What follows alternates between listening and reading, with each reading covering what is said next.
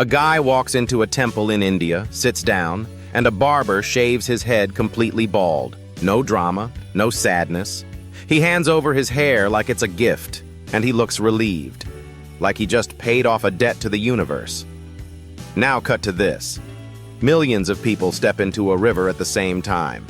Not for a marathon, not for a world record, for a bath. A bath they believe can reset your spiritual save file. Seriously. And then, in another city, a devotee shows up carrying a massive metal frame on their shoulders, decorated with feathers and flowers. Some people pierce their cheeks with a small spear.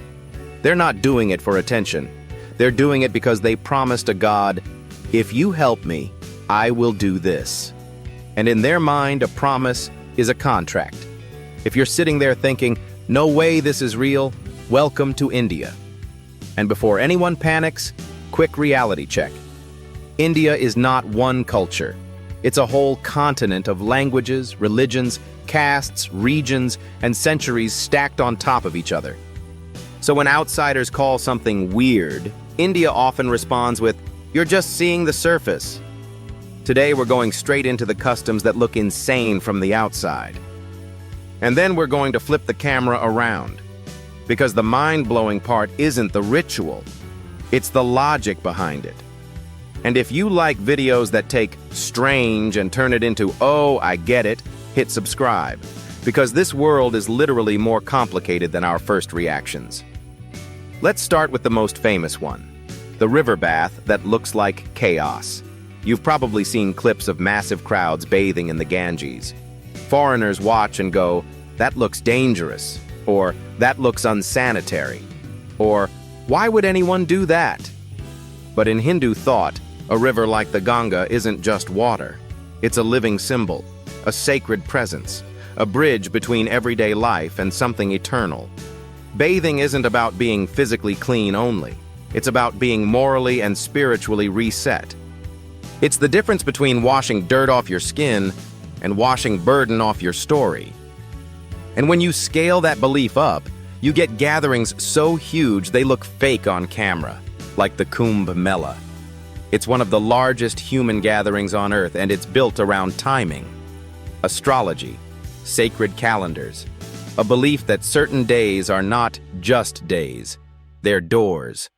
From the outside, it can look like a crowd doing the same thing for no reason. From the inside, it's order, it's tradition. It's millions of people saying, "I belong to something older than me." Now let's talk about the shaved head thing, because this one throws people off. In places like Tirupati, one of the richest and most visited temples in India, devotees shave their heads as an offering. Why hair? Because hair is personal. It's identity. It's pride. It's vanity. It's the thing you style, protect, and show to the world. So shaving it isn't punishment. It's surrender. It's saying, "I'm not here to look powerful. I'm here to be humble." It's a physical act that matches a spiritual idea. And here's the part people really don't expect. That hair doesn't go to waste. Temples often collect it and sell it through organized channels. Yes, the same hair can end up in wigs and extensions around the world. Which means someone in London or Los Angeles could be wearing the result of a religious vow made in South India. That is mind-blowing. To an outsider, it's, "Why would you do that?" To a believer, it's, "Why wouldn't I, if gratitude is real?" Now we go to a ritual that looks absolutely wild if you see it with no context. Fire walking. You see people walking across hot coals in parts of India during certain festivals, and your brain screams, "Stop! That's literally self-harm." But for many communities, fire walking isn't about proving you're tough. It's about devotion and discipline. It's about trust. It's a vow, a public moment that says, "My faith is stronger than my fear." And the part outsiders miss is the social function. These rituals are community glue. They're not private hobbies. They're shared events that reinforce identity. Who you are, who your people are, what your village or neighborhood remembers together. When you grow up inside that system, it's not random. It's structure. Now let's hit one that makes the internet lose its mind every time. Cows. In India, cows can be treated with a level of respect that looks completely unbelievable to visitors. People feed them. Temples honor them. In many places, harming a cow is socially explosive. Outsiders go, "It's just an animal." But in Hindu traditions, the cow represents more than meat. It represents giving. Milk, ghee, dung used historically as fuel and building material in rural life.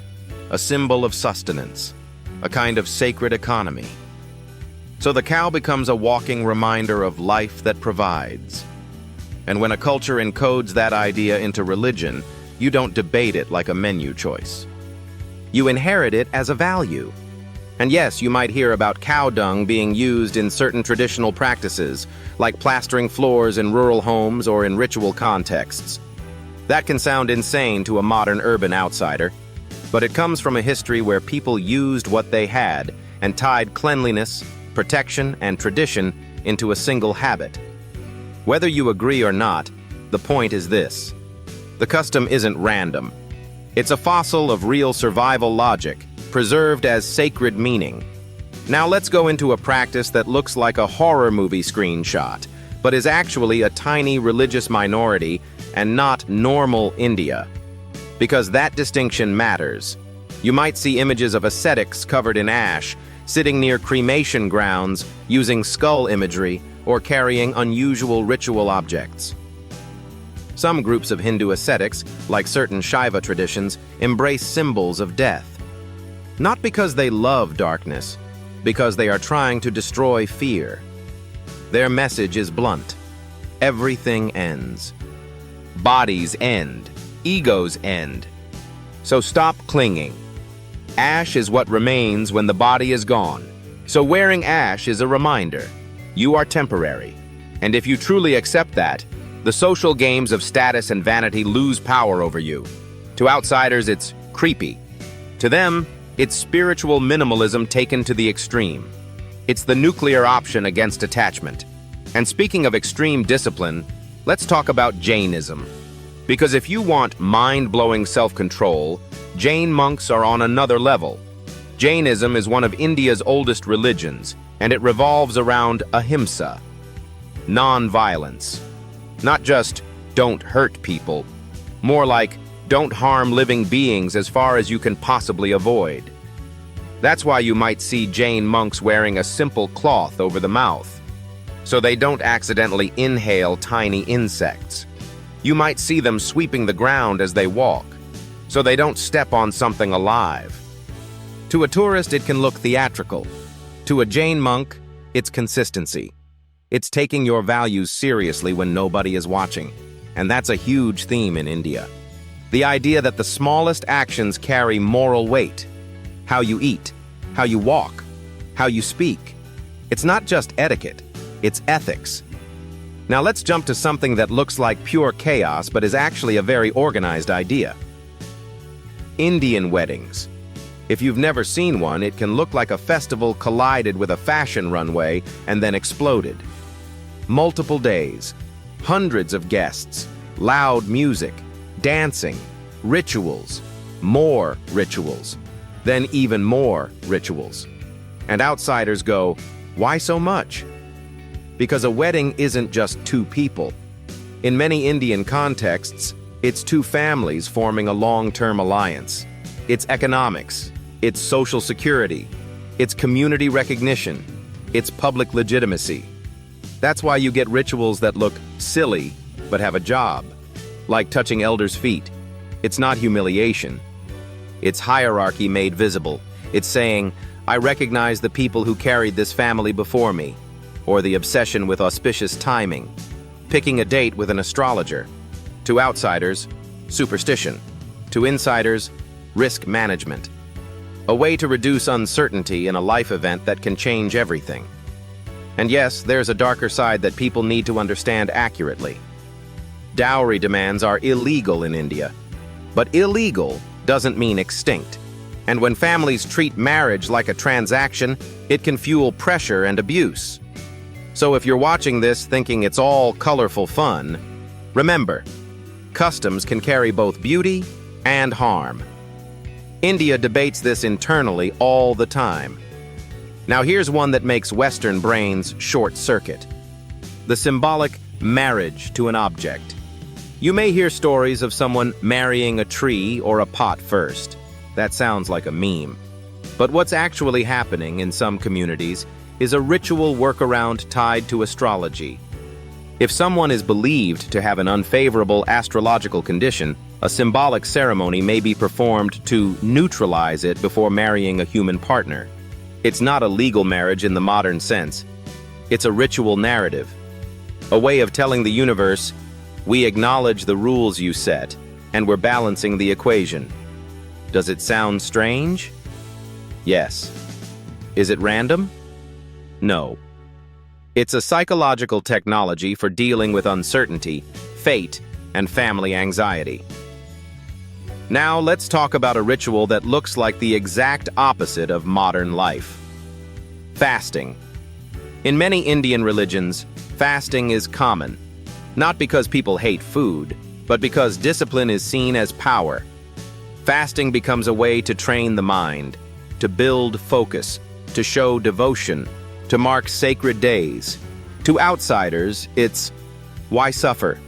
To insiders, it's why be a slave to appetite?